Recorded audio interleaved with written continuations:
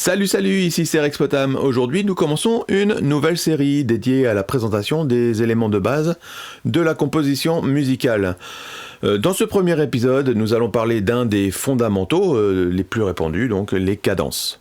Si tu t'intéresses à la composition musicale, tu es au bon endroit. Je veux te montrer comment composer de belle musique, que ce soit de l'instrumental ou de la chanson, et quel que soit le genre. Je suis Rex Potam, auteur-compositeur depuis plus de 8 ans, et je t'apporte ma méthode qui repose sur les bases de la musique tonale occidentale. Ces bases ont été définies et affinées au cours des siècles, et elles ont encore toute leur place aujourd'hui.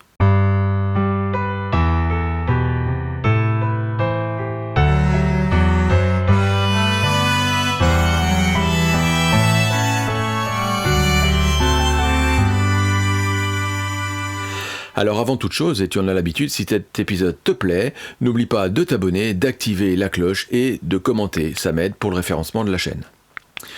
Donc, la cadence en musique, c'est la ponctuation. Elle joue exactement le même rôle que dans un texte, pour structurer, pour aérer, pour respirer, faire des pauses, et pour permettre la compréhension de la pièce ou de l'œuvre. Comme pour la ponctuation, il existe plusieurs sortes de cadences qui varient selon le degré de rupture du texte, de la virgule la plus légère au point final le plus absolu. Et tu remarqueras que le vocabulaire de la musique est très similaire à celui de la littérature. On parle de texte, de ponctuation, de respiration. D'ailleurs, nous parlerons de phrases dans le prochain épisode. Quand on lit un texte à voix haute, la ponctuation est indiquée par le ton de la diction. La voix monte ou descend, plus ou moins. Ça, c'est un point. Ça, c'est une virgule, ou ça, c'est un point d'interrogation, peut-être. Ou un point d'exclamation. En musique, ce rôle est endossé par les cadences musicales. Et comme dans un texte, il ne faut pas hésiter à les utiliser. Les formules sont connues, parfois on va dire peut-être un petit peu cliché, mais c'est important. Et de toute façon, elles peuvent être variées, mais le concept doit rester. Il faut vraiment ponctuer la musique et donc faire des cadences. C'est important. Une musique sans cadence, c'est comme un flot de notes continu, sans structure et qui n'a donc aucun sens. Nous allons donc voir successivement les cadences les plus courantes. On va voir la cadence parfaite, la cadence imparfaite, la cadence rompue, la demi-cadence et, pour finir, la cadence plagale.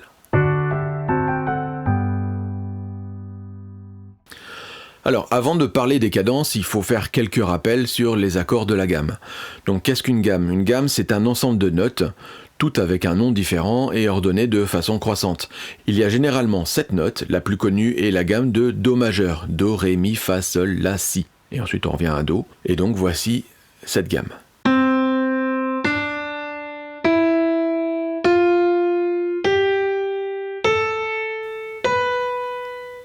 Donc j'en dirai pas beaucoup plus sur les gammes aujourd'hui, je ferai sans doute un épisode sur ce sujet. Alors pour faire un accord dans une gamme donnée, il faut prendre une note, en sauter une, prendre la suivante, en sauter une, et prendre encore la suivante. C'est ce qu'on appelle les accords à 3 sons. L'intervalle entre deux notes de l'accord est une tierce. Donc entre la première et la deuxième note, c'est une tierce, entre la deuxième et une troisième, c'est une tierce également, et du coup entre la première et la troisième note, c'est une quinte. La première note choisie permet de numéroter l'accord, donc les notes sont numérotées de 1 à 7. On va faire pareil pour les accords, mais avec des chiffres romains, donc de 1 à 7, la première et la tonique, etc. Donc voici les accords de 300 de la gamme de Do majeur.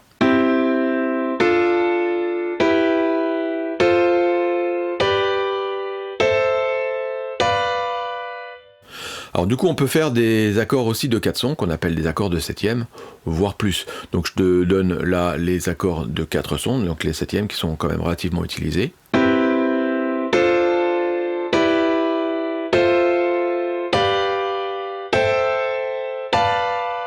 Donc si on met la première note en basse, c'est un accord dans l'état fondamental.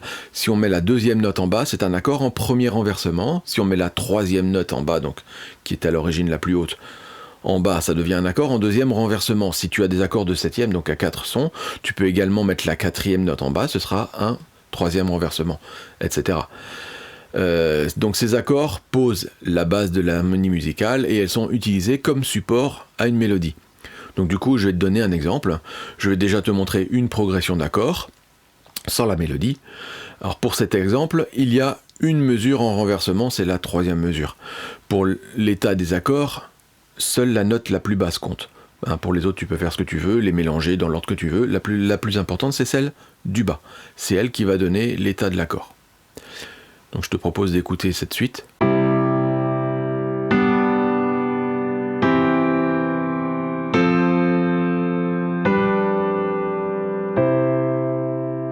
Voilà, et du coup, j'ajoute une mélodie sur cette suite d'accords qui va évidemment s'intégrer à cette suite d'accords. Donc la voici. Alors comme tu peux voir, il y a quelques notes en rouge. Ce sont des notes dites étrangères. Donc ces notes-là ne sont pas dans la grille, donc dans les 3 sons ou 4 sons de... Là, c'est que des accords à 3 sons. Donc dans ce cas-là, dans les 3 sons qui composent chacun des accords. Mais c'est ce qui permet de donner un petit peu de sel à la mélodie, pour donner quelque chose d'un petit peu plus intéressant, ou parfois juste un petit peu plus conjoint. Au lieu d'avoir des tierces, on passe successivement d'une note à l'autre. Ça donne un petit peu de liant à la mélodie. J'ai aussi un petit peu enjolivé la main gauche, notamment au niveau du rythme, pour éviter de n'avoir que des notes longues. Donc je te propose d'écouter cet arrangement et cette mélodie.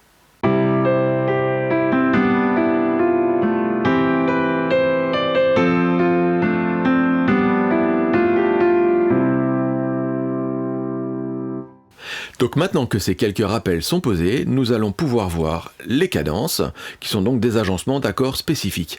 Ils peuvent être utilisés conjointement ou non avec des pauses, selon la force voulue pour chaque cadence, mais en tout cas en fin de phrase.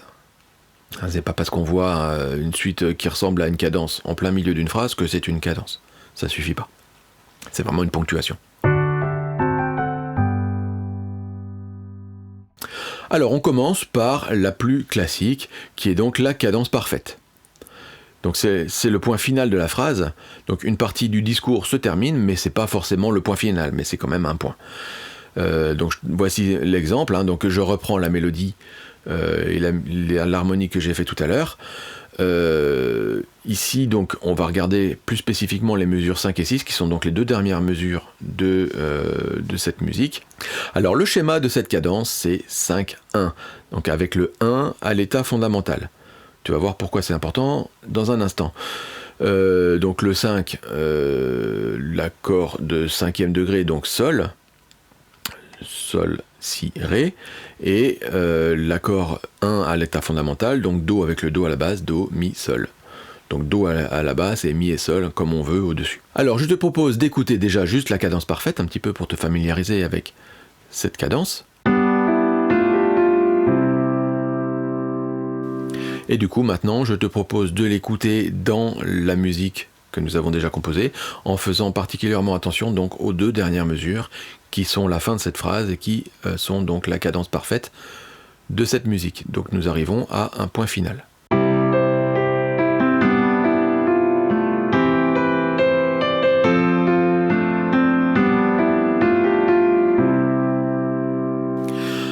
Alors la cadence parfaite, souvent on la rallonge un petit peu, c'est ce qu'on appelle une cadence italienne.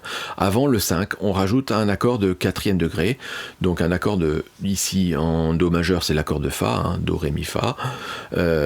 Donc voilà, donc Fa, La, Do, suivi de l'accord de Sol et l'accord de Do que nous avons déjà vu. Donc je te propose d'écouter cette cadence italienne, pour bien te rendre compte que ça ne fait que renforcer ce point. Donc on arrive vraiment en fin de phrase, c'est une fin de phrase importante, peut-être une fin de paragraphe, mais ce n'est pas encore la fin du discours, on verra plus tard comment faire cette fin définitive. Mais donc voici cette cadence italienne.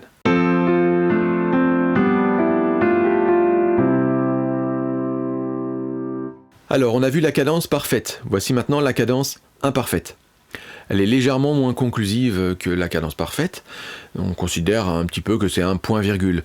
Et là, tu vas comprendre pourquoi il était important que l'accord de tonique soit en l'état fondamental pour la cadence parfaite, parce que ici, dans la cadence imparfaite, elle ne l'est justement pas. Elle est dans un état renversé.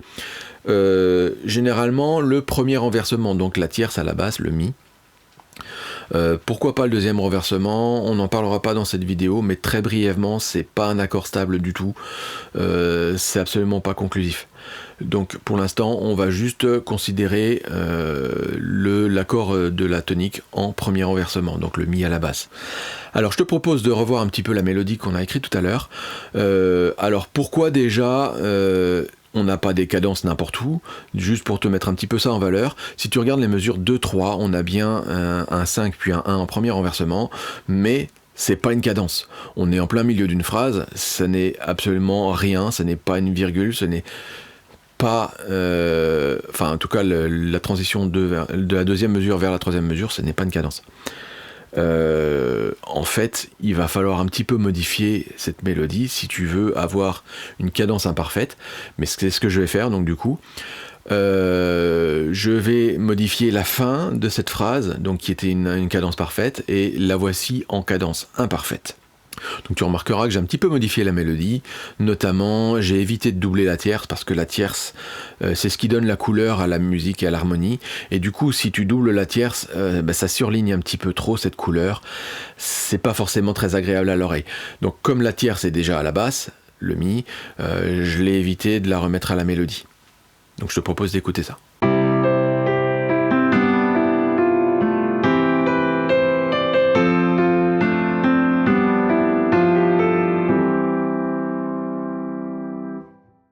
Alors, on va commencer un petit peu des cadences un petit peu plus intéressantes dans le sens où elles ne concluent pas complètement le discours. On va commencer déjà par la cadence rompue, qui fait office de, on va dire, de point de suspension, avec la même valeur, c'est une interruption. Elle est utile par exemple pour signaler qu'on va reprendre une partie du discours. Hein. Le truc typique c'est « Ah, je me suis trompé, je vais redire ce que j'ai dit » en corrigeant. Ça donne vraiment cet effet de surprise où on voit ça. Tu vas le voir tout de suite. Et le schéma de cette cadence, c'est 5 vers tout sauf 1. Généralement, c'est un accord de 6e degré. Donc, dans notre cas, puisqu'on est en Do, c'est un accord de La. Je te propose donc d'écouter cette cadence rompue.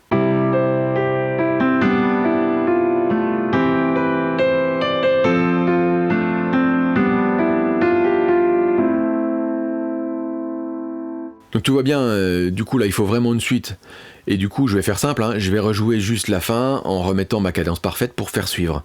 Tu vas voir que du coup c'est un schéma très facile à utiliser pour prolonger le discours. Là j'ai juste repris les 2 dernières mesures, mais on pourrait faire quelque chose de beaucoup plus long, et évidemment d'un peu plus élaboré en ne reprenant pas exactement la même chose. Ici on reste dans un cas simple, donc je te propose d'écouter du coup la musique agrémentée de cette cadence rompue suivie d'une cadence parfaite.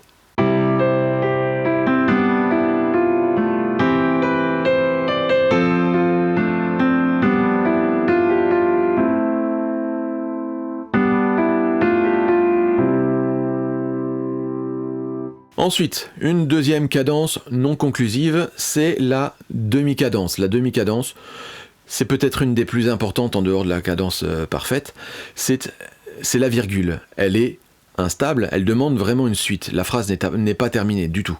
Le schéma le plus commun, c'est une cadence qui s'arrête sur un 5e degré. Donc n'importe quoi vers 5. Je te propose de voir déjà dans ma mélodie, on l'a dès le début en fait, en mesure 2.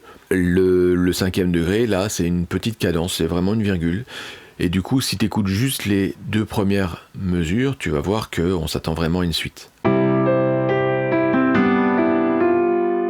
Et du coup, à l'inverse, on pourrait remarquer que le reste de la musique pourrait très bien commencer en mesure 3. On perd un petit peu du discours, mais finalement, pas tant que ça. Écoute.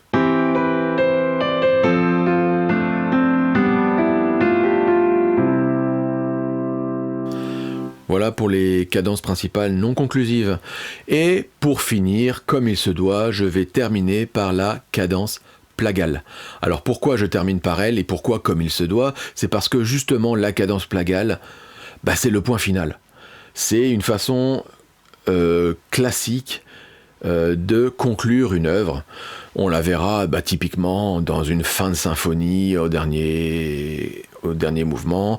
On la verra aussi beaucoup dans la musique religieuse, notamment les musiques d'origine chrétienne, où c'est typiquement l'harmonisation du Amen qui conclut une prière. Voilà, donc le schéma, voici le schéma. Donc j'ai rallongé ma musique pour te montrer ça.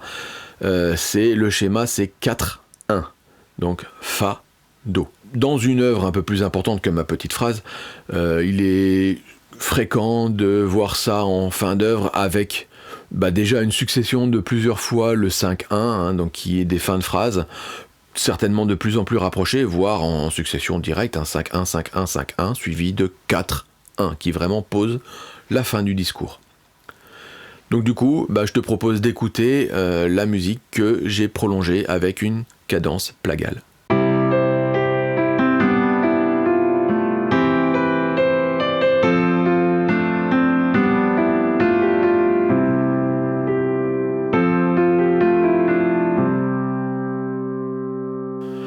Voilà, on a fait le tour un petit peu de toutes ces cadences les plus classiques. Donc, pour résumer, les cadences structurent le discours. Ce sont des suites d'accords utilisés soit en milieu, soit en fin de phrase, en tout cas des éléments clés de la phrase qui permettent à l'auditeur de comprendre l'agencement de l'œuvre. Mais du coup, j'ai beaucoup parlé de phrases. Et c'est quoi des phrases ? C'est ce qu'on verra au prochain épisode. Du coup, n'oublie pas de t'abonner. C'est là que ça devient important parce que sinon, tu ne seras pas notifié. Et du coup, abonne-toi et active la cloche. Également, n'hésite pas à me laisser un commentaire, j'en serai ravi, pour me dire ce que tu penses de cet épisode. Et si tu as des idées, par exemple, des questions, de choses que tu voudrais me voir aborder, n'hésite pas, je t'écouterai. Merci beaucoup et en tout cas, à bientôt.